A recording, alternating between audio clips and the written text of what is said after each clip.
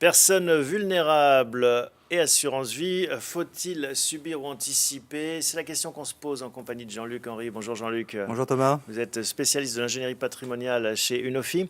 Un thème important en effet. Pour commencer, on se demande comment est-ce qu'on définit la vulnérabilité?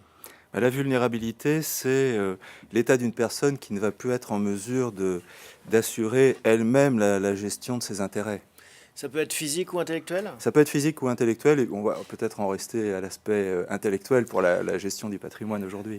Alors, quelles sont les solutions en cas justement quand dans son entourage, une personne rencontre des difficultés?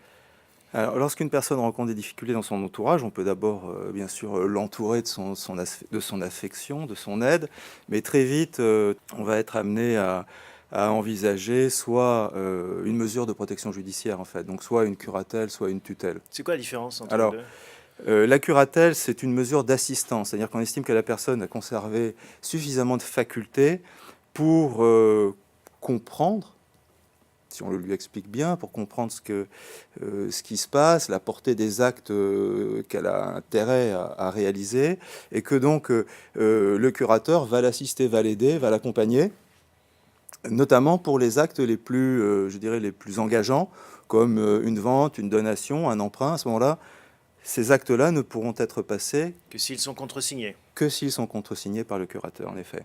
Donc ça, c'est pour la curatelle. La tutelle, Alors maintenant? la tutelle, c'est un régime, c'est plus de l'assistance, c'est de la représentation. Là, on estime que les facultés intellectuelles de la personne se dessinent avec difficulté. Et donc là, ça va être le tuteur qui va réaliser l'ensemble des actes de la vie courante. Et pour les actes un peu plus graves, comme ceux qu'on a vus tout à l'heure, Ouais, la plus donation, engageant. voilà, plus engageant, il demandera l'autorisation du juge des tutelles pour les accomplir pour le compte de la personne protégée. D'accord. Alors maintenant, au chapitre de l'assurance vie, hein, enfin toujours dans ce domaine, qu'est-ce qu'il faut avoir en tête? On va commencer, on va faire la même dichotomie Oui. avec la curatelle, par exemple. En matière d'assurance, l'assurance vie est considérée par les législateurs comme un acte grave, comme un acte engageant, puisqu'il y a à la fois l'aspect financier, mais également l'aspect stipulation pour autrui. Il y a, je dirais, un parfum de donation. C'est-à-dire que ce qu'on n'aura pas consommé Ira à quelqu'un. ira à une personne, et en règle générale dans des conditions fiscales tout à fait avantageuses. Donc il y a effectivement là comme une libéralité, une donation. Donc on va l'encadrer. Ce qui fait que lorsqu'on est en curatelle, toutes les opérations relatives à l'assurance nécessitent l'intervention du curateur. Alors, c'est quoi les risques à avoir en tête, justement? Alors, je dirais, il y a deux choses. La première chose, c'est il faut que, évidemment, il n'y ait pas de conflit d'intérêt entre la personne protégée et le curateur. Oui, par exemple, que ce soit lui bénéficiaire Voilà, de lui, l'assurance son vie. épouse, ses enfants, Mm. ça peut se concevoir, mais à ce moment-là, évidemment, c'est pas à lui de l'accepter parce que il Conflit manquera un d'intérêt, peu, voilà, conflit d'intérêt, il manquera un peu d'esprit critique à propos de cette bien sûr. opération. Et donc là, il faut demander la nomination d'un curateur ad hoc au juge des tutelles, lequel curateur ad hoc évaluera la situation et verra s'il est possible, en effet, de désigner le curateur ou un membre de sa famille comme bénéficiaire de ce contrat. Donc ça, c'est le premier écueil qu'il faut contourner. Et le second? Alors, il y en a un autre qui est assez délicat. Il y a une jurisprudence assez récente de la Cour de cassation qui est l'aspect suivant. C'est-à-dire que une personne sous curatelle conserve la possibilité de faire un testament. Et donc, on a une situation un peu délicate dans laquelle on peut imaginer qu'une personne désigne le bénéficiaire d'un contrat d'assurance vie dans un testament, mais pour désigner ou pour changer de bénéficiaire d'un contrat d'assurance vie, il faut l'autorisation du curateur. Alors comment va-t-on faire? Alors, donc, cette question s'est posée à la Cour de cassation, et dans une espèce assez amusante, si je puis dire. C'est-à-dire que là, la personne avait souscrit deux contrats alors qu'elle avait toutes ses facultés. Elle avait désigné son fils comme bénéficiaire. Elle est mise sous curatelle et quelques années plus tard, elle décide de changer de bénéficiaire et de substituer à son fils sa fille, sur les deux contrats. Elle fait un testament allant dans ce sens-là, et le curateur ne fait que la moitié de sa mission. C'est-à-dire qu'il écrit à l'assureur, les deux contrats étaient d'ailleurs dans la même compagnie d'assurance, il écrit à l'assureur, il dit « Je suis d'accord sur la modification de la clause bénéficiaire faite par monsieur Untel sur le contrat A », mais il ne mentionne pas le contrat B. Et alors, qu'est-ce qui s'impose? Eh Est-ce ben, que c'est le testament résultat, en fait, finalement, la fille a effectivement été bénéficiaire du contrat A, Mhm. et contrairement aux volontés de la personne protégée, c'est le fils qui est resté bénéficiaire du contrat B, puisque le curateur avait D'accord. omis de donner son accord à la compagnie Et d'assurance. donc là, en effet, on n'a pas pris en compte la volonté Voilà, testamentaire. voilà. C'est très clair. Alors, anticiper maintenant, l'autre grand chapitre est souvent sans doute la meilleure des solutions. Déjà, est-ce qu'il y a beaucoup de gens qui anticipent? Non, je crois assez peu. Malheureusement, Mm. malheureusement, parce que bien sûr, c'est non seulement très utile, mais j'allais dire très confortable, en fait, finalement, de s'arrêter un instant, de se dire, bon, qu'est-ce que je souhaiterais, comment je souhaiterais que les choses se passent si un jour, c'est pas une fatalité non plus, hein, si un jour je me retrouve dans un état de vulnérabilité où je ne serai plus en mesure d'exprimer convenablement ma volonté. Alors il y a des possibilités en effet. Quelles sont-elles? Alors, la première possibilité qui est assez peu connue, c'est que vous avez la possibilité de désigner vous-même la personne qui serait curateur ou tuteur si jamais vous deviez vous retrouver donc, sous un régime de protection, de curatelle ou de tutelle. Vous pouvez le désigner soit par testament, enfin sous la forme testamentaire, c'est de votre main daté signé, soit par un acte notarié.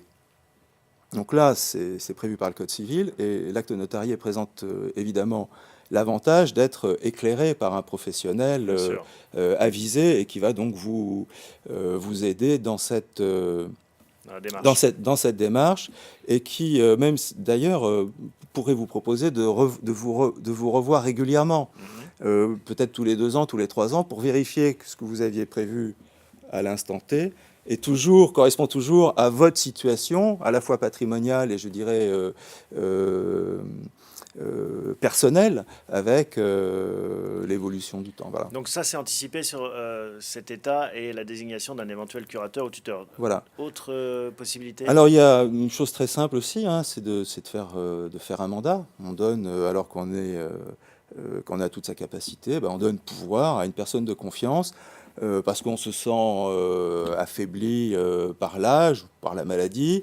Donc on donne pouvoir à une personne de gérer ses comptes bancaires, de gérer ses placements. Y compris son assurance vie? Alors, pour l'assurance vie, c'est possible, mais il faut le spécifier dans ce mandat. Il faut ce qu'on appelle un mandat spécial, où on va en effet indiquer les opérations, et là c'est très bien, donc on va pouvoir indiquer les opérations que l'on autorise à cette D'accord. personne. Donc éventuellement des arbitrages, pas forcément un changement de bénéficiaire ou des choses de Non, ce type. pas changement de bénéficiaire, parce que là, encore une fois, il y a une connotation libéralité, et là, il faut l'écarter Mhm.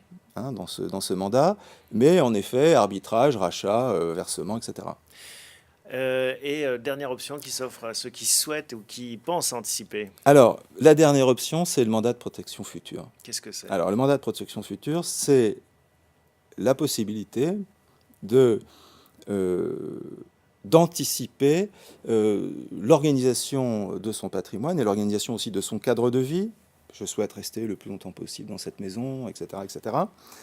Donc, la possibilité d'anticiper et de donner en fait des indications à la fois pour la personne qui va être que vous allez désigner comme mandataire, qui va donc suivre cela, et puis des indications aussi pour certaines opérations comme des libéralités, des indications au juge, parce que pour faire une libéralité, il faudra toujours avoir affaire au juge, et si l'on a mis dans son mandat de protection future que l'on souhaite réaliser telle opération au profit de ses petits-enfants, que sais-je encore, Donc en fait, on l'indique. c'est une espèce de mode d'emploi pour un éventuel curateur ou tuteur futur. Et ça lui évite d'avoir la responsabilité pleine et entière d'assumer ses choix. Alors, c'est pas exactement ça. Si vous voulez, le mandat de protection future, il n'y a pas de tuteur, il n'y a pas de curateur, au sens où il n'y a pas de contrôle judiciaire. Ou du moins, il y a un contrôle judiciaire, mais de second degré. Le premier contrôle, la surveillance, c'est réalisé lorsque le mandat de protection future est notarié par le notaire. C'est-à-dire chaque année, le notaire va vérifier que les opérations qui ont été réalisées par le mandataire, qui ont pu être contrôlées par un comptable, parce que le notaire, il va pas regarder les comptes bancaires, il va regarder le résultat, si je puis dire. Il va vérifier que les opérations ont bien été faites conformément aux volontés D'accord. de son client lorsqu'il l'a rencontré pour préparer et rédiger ce mandat de protection Donc future. ça a un double intérêt, c'est plus light, hein, c'est peut-être moins judiciarisé, et en même temps, c'est plus proche de la volonté initiale quand on est sain d'esprit. Voilà, exactement. C'est-à-dire que là, encore une fois, on va choisir le mandataire.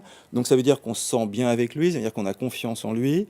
Et oui, c'est comme vous le dites, ce sera plus light, c'est moins humiliant. Voilà, parce que se retrouver devant un juge où on va vous dire, bah voilà, vous ne pourrez plus faire ci, vous ne pourrez plus faire ça. Là, c'est nous-mêmes qui avons décidé. Et donc, évidemment, c'est beaucoup plus confortable, si je puis dire.